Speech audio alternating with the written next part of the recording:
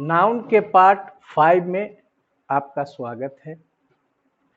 इस पार्ट में हम कुछ महत्वपूर्ण प्रयोग को देखेंगे। कहता है कि मैरिज का प्रयोग शादी, विवाह तथा निकाह यह भाव सिर्फ जनरल भाव हो कि शादी, विवाह या निकाह के अर्थ में यह एक अनकाउंटेबल नाउन है। यह एक अनकाउंटेबल नाउन है। जैसे marriage is the union of two souls, मतलब शादी जो है दो आत्माओं का मिलन है। एक शादी जो है यहाँ पर जो प्रयोग हुआ है एक जनरल प्रयोग, एक शादी, विवाह, यह क्या है? दो आत्माओं का मिलन है। He had sent her an offer of marriage. उसने उसे क्या भेजा है? शादी का ऑफर भेजा है। शादी के भाव से अपना ऑफर दिया है कि हम शादी करना चाहते हैं। तो यहाँ पर शादी, विवाह, निकाह एक जनरल अर्थ में, सामान्य अर्थ में है। इसका अर्थ सामान्य अर्थ में। अनकाउंट नाउन है, इसको ध्यान रखना है। यहाँ पर कभी भी मैरिजेज नहीं कर सकते हैं जब इसका प्रयोग शादी, विवाह, निकाह का प्रयोग सामान्य अर्थ में हो। लेकिन जब मैरिज का अर्थ विवाहोत्सव, the ceremony of being married, विवाहोत्सव जहाँ पर शादी होना है, विवाहोत्सव हो, तो यह एक काउंटेबल नाउन है। जैसे ए मैरिज, देखिए आर्टिकल लग गया है, काउंटेबल नाउन है। तो a marriage has been arranged between Rohit and Ragini, मतलब रोहित और रागिनी के बीच एक शादी का जो उत्सव जो है अरेंज किया गया है। Two marriages are to take place, दो शादियां जो है, दो विवाह उत्सव जो है आर टू टेक प्लेस, मतलब टेक प्लेस होगा, मतलब होना है। In my village next week, मेरे गांव में अगले सप्ताह दो विवाहोत्सव जो है सो टेक प्लेस होगा, मतलब संपन्न होगा। ही प्रेफर्स ए सोशल मैरिज, वह पसंद करता है सोशल मैरिज, सामाजिक जो शादी विवाह जो परिवार के साथ, समाज के साथ, एक रीति रिवाज के साथ जो होता है उसको सोशल मैरिज कहते हैं। तो वह पसंद करता है social marriage to a court marriage, मतलब कोर्ट मैरिज की अपेक्षा। प्रेफर के साथ जो टू आता है उस टू का मतलब होता है की अपेक्षा। जैसे ही prefers Pepsi to Coca Cola, मतलब वह कोका कोला की अपेक्षा पेप्सी पसंद करता है। तो प्रेफर के साथ जो टू आता है उसमें याद रखेंगे कि उस टू का अर्थ की अपेक्षा होता है। अगला पॉइंट देखिए मैरिज का। जब मैरिज का अर्थ दो शादीशुदा व्यक्तियों के बीच का संबंध बताना हो, दो शादीशुदा व्यक्तियों के जो बीच संबंध है उसको बताना है, तो यह एक काउंटेबल नाउन है। जैसे they have a very happy marriage, मतलब उन लोगों की शादीशुदा जिंदगी जो है बहुत खुशहाल है। शादीशुदा उन लोगों की जो जिंदगी है वह खुशहाल है। सम मैरिजेज, कुछ जो शादियां जो होती हैं, and in divorce now A days, आजकल डिवोर्स के साथ समाप्त हो जाता है।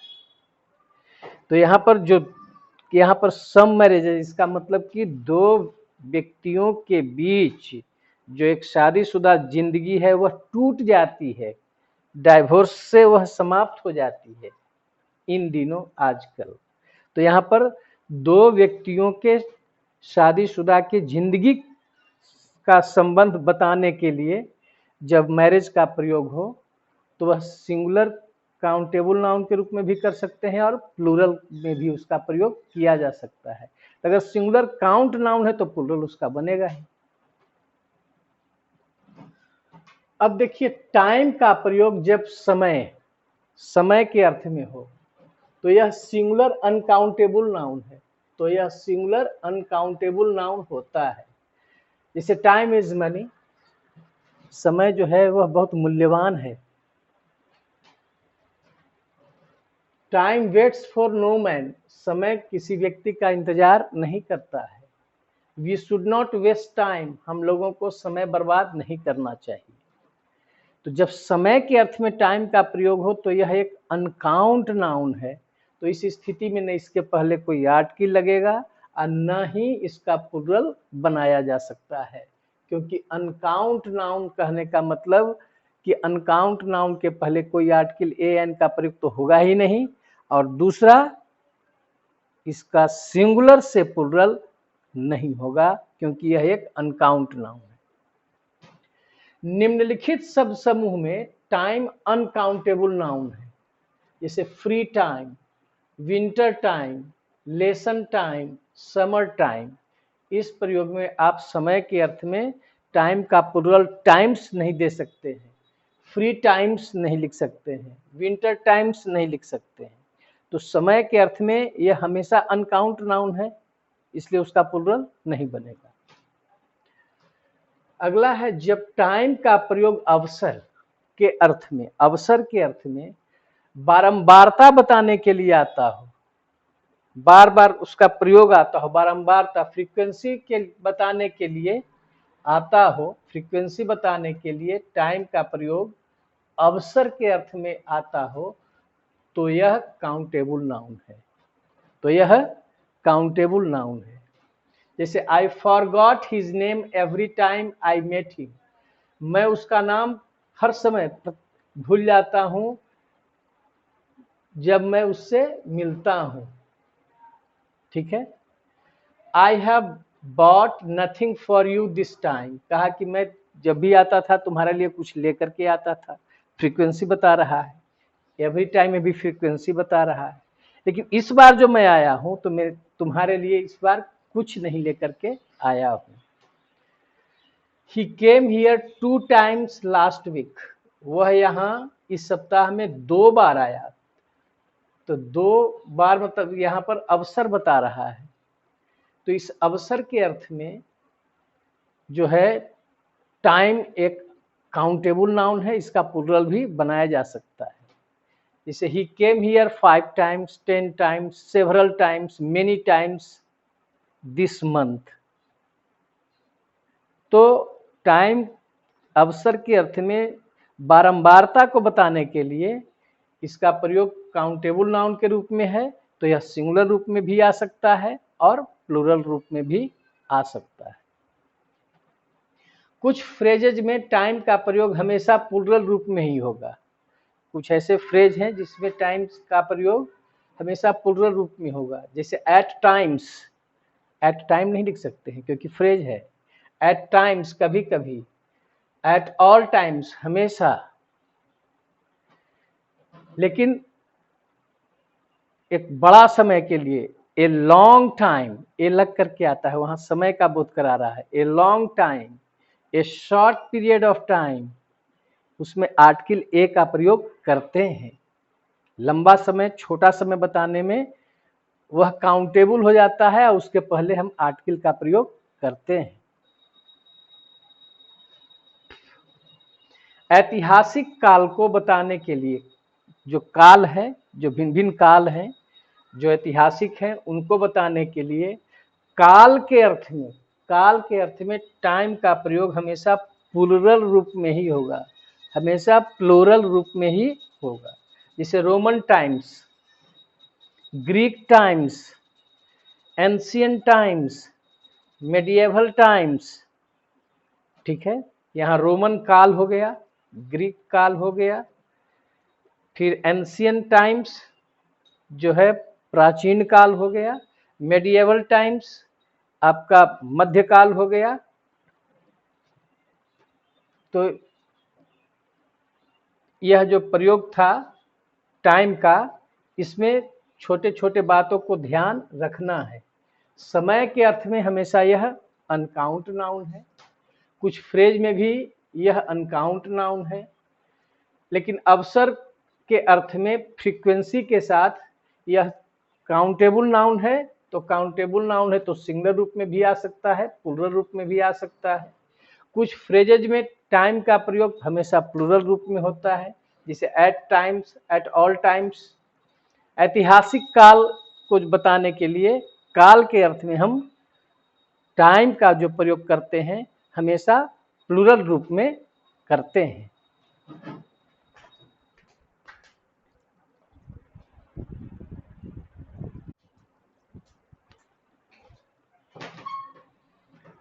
फिर टाइम का प्रयोग गुड या बैड जैसे एडजेक्टिव ऑफ क्वालिटी के साथ जीवन का एक खास प्रकार की अवधि, जीवन का एक खास प्रकार की अवधि बताने के लिए इसका प्रयोग एक काउंटेबल नाउन के रूप में किया जाता है।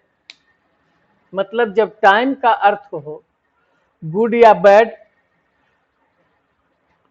टाइम का प्रयोग गुड या बैड जैसे adjective of quality, good bad nice, ये सब क्या है? एडजेक्टिव ऑफ क्वालिटी है, के साथ जीवन का एक खास प्रकार की अवधि बताने के लिए इसका प्रयोग जब किया जाता है तो यह एक काउंटेबल नाउन के रूप में इसका प्रयोग होता है। जैसे हैव ए गुड या बैड या फैंटास्टिक या हार्ड या डिफिकल्ट टाइम, यहाँ सिंगुलर रूप में आ गया। इसको ऐसे भी कह सकते हैं have good bad fantastic hard difficult times. जब आर्टिकल लगा देंगे तो सिंगुलर हो जाए, सिंगुलर रूप में आ गया। आर्टिकल हटा दिए तो यह प्लूरल रूप में आ गया। काउंटेबल है, इसका मतलब उसका प्रयोग सिंगुलर या प्लूरल दोनों रूप में किया जा सकता है। लेकिन कीप के साथ जब गुड या बैड का प्रयोग कीजिएगा तो टाइम एक अनकाउंट नाउन हो जाता है। इसको थोड़ा ध्यान रखना है। हैव के साथ ऐसा आया, लेकिन कीप के साथ यह अनकाउंटेबल हो जाता है। जैसे कीप गुड या बैड टाइम, यहाँ पर नॉट टाइम्स, यहाँ keep good times keep bad times गलत होगा कीप के साथ। वर्क का अर्थ जब कार्य, परिश्रम, धंधा, नौकरी, व्यवसाय जब होता है तो यह एक अनकाउंटेबल नाउन होता है। जो वर्क का प्रयोग कार्य, परिश्रम, व्यवसाय, धंधा या नौकरी में के अर्थ में जब करना है तो यह एक अनकाउंटेबल नाउन है। जैसे I have urgent work today, तो अनकाउंट नाउन है तो आर्टिकल नहीं लगा। She is fond of hard work, hard work bears fruit, वह मुझे आज एक अर्जेंट काम है, काम में आया, मतलब इंगेजमेंट है, व्यस्तता बता रहा है। She is fond of hard work, वह कठिन परिश्रम की शौक का, उसके पास शौक है कि हम कठिन परिश्रम करें। हार्ड वर्क बियर्स फ्रूट, कठिन परिश्रम जो है फलदायक होता है, अच्छा फल लाता है। He has got work in the bank, उसको बैंक में काम मिल गया है। तो यहाँ पर क्या हो गया? जॉब के रूप में आ गया, नौकरी के रूप में आ गया। He is looking for a work, वह काम की तलाश कर रहा है, काम, job. What type of work does he do, वह किस प्रकार का काम, कार्य जो है वह करता है। तो यहाँ पर वर्क का प्रयोग कार्य, परिश्रम, नौकरी, व्यवसाय के अर्थ में होता है, तो वह अनकाउंट नाउन है, इसलिए उसके पहले आर्टिकल का भी प्रयोग नहीं होगा और प्लूरल रूप में भी इसका प्रयोग नहीं होगा। कुछ अन्य शब्द समूह में वर्क का प्रयोग अनकाउंटेबल रूप में होता है, जैसे होमवर्क, यह आपका कुछ शब्द समूह मतलब कंपाउंड नाउन हो गया। तो कुछ शब्द समूह में वर्क का प्रयोग अनकाउंट नाउन की तरह होता है, जैसे homework, stone work, social work, would work, handy work, house work, house hold work. इसमें यह अनकाउंटेबल है, इसमें वर्क्स का प्रयोग गलत होगा।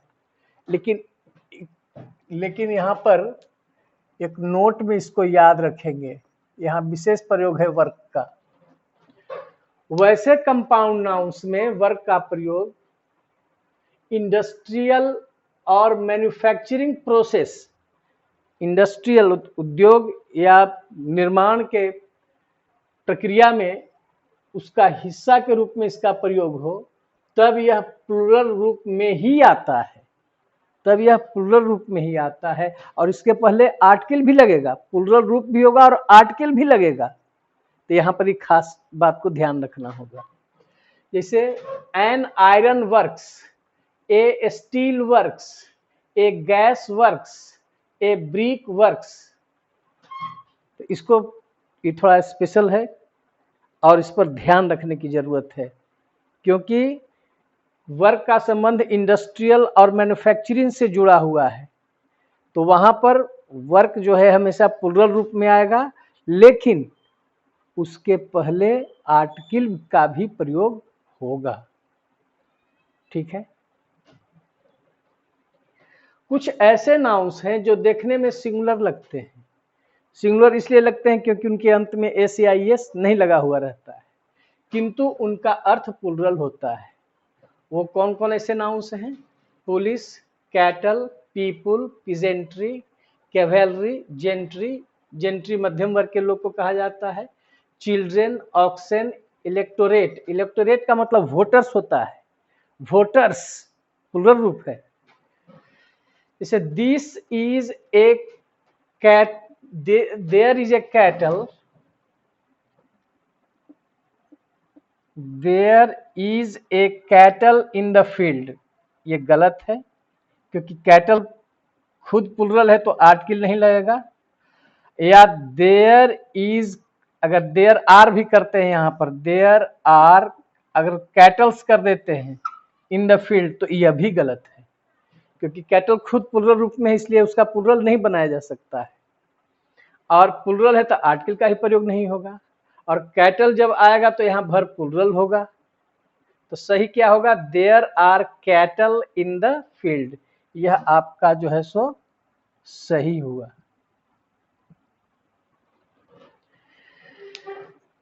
द पुलिस हैव लगा पुलिस के साथ, the police have caught the criminal. ठीक है। अब दो गो बात इसमें याद रखना है कि hundreds of peoples attacked India. तो यहाँ पीपुल्स क्यों लिखा गया? तब देखिए, जब पीपुल का प्रयोग नेशन के अर्थ में हो, तब यह काउंटेबल नाउन की तरह प्रयुक्त होता है। काउंटेबल नाउन मतलब सिंगुलर रूप में भी और प्लूरल रूप में भी आ सकता है, काउंटेबल नाउन के रूप में आ गया। तो जैसे हंड्रेड्स ऑफ पीपुल्स, यहाँ पीपुल्स मतलब नेशंस, मतलब सैकड़ों जो है देश जो है, राष्ट्र जो है इंडिया पर अटैक किया था, इंडिया पर अटैक किया था। तो यहाँ पीपुल्स का मतलब हो गया नेशंस। अब जिसे मान लीजिए कि कहना है कि 5 पुलिस, संख्या बताना है, 5 पुलिस वहां जा रहे थे, तो पुलिस को जब हम संख्या से बतावेंगे तो एक चीज याद रखिए कि पुलिस से पुलिसेज नहीं होता है। तो ऐसा नहीं लिखेंगे, 5 पुलिस भी नहीं लिख सकते हैं संख्या बताने में, या 5 पुलिसेज भी नहीं लिख सकते। सही क्या होगा? 5 पुलिस मेन, मतलब इसमें मेन लगा करके इसको हम प्लूरल बनाते हैं। संख्या बताना है कितने पुलिस, तब कहेंगे 10 police men were going there. तब पुलिस जब काउंटेबल नाउन के रूप में आ रहा हो, उसकी संख्या